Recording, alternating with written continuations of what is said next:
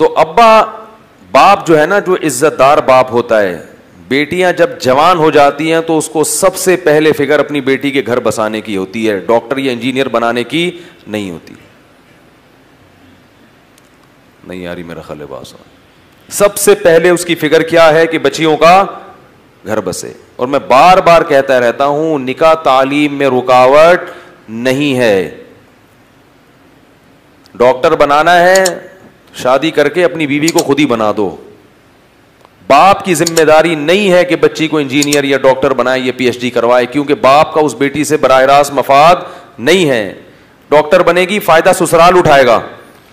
کیوں باپوں پہ اتنی ذمہ داریاں ڈالتے ہو, کیوں عذاب کیوں بنا رہے ہو بیٹی کی پیدائش کو؟ ہم روزے اس لیے رکھتے ہیں کہ اللہ نے حکم دیا, تو اللہ ہی نے یہ بھی حکم دیا ہے کہ باپ پر بیٹی کی ذمہ داری صرف بلوغت تک ہے. بلوغت کے بعد کس کی ذمہ داری ہے؟ سسرال کی ہے.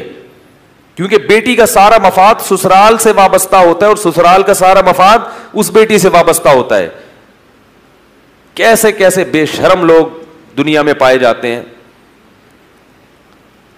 باپ شادی نہیں کر رہا, بیٹی رشتہ آ رہا ہے, وہ نکاح نہیں کر رہا. کیوں؟ اس لیے نہیں کر رہا کہ بچی ابھی میڈیکل کالج میں پڑھ رہی ہے.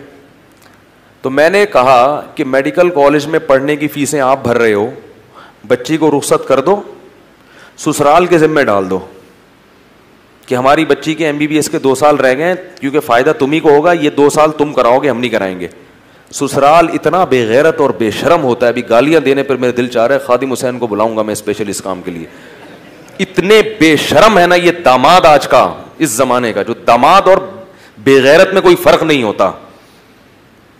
سارے بے شرم بے غیرت پتہ نہیں ہمارے ملک میں کیوں پیدا ہو گئے ہیں.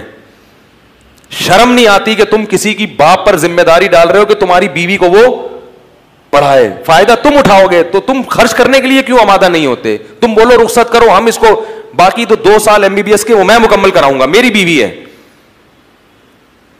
لیکن نہ ساس اس کے لیے تیار ہوگی اور نہ سسر. تو اس کا عذاب یہ آتا ہے کہ جب دوسرے کی ذمہ داری اٹھانے کے لیے تیار نہیں, تو اللہ تمہاری اولاد کو عذاب بنا دیتا ہے تمہارے لیے کہ بھگتو.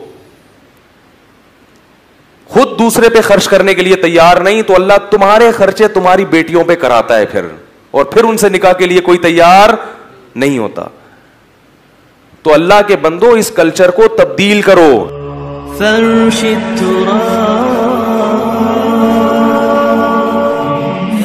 التراب يضمني وهو غطاء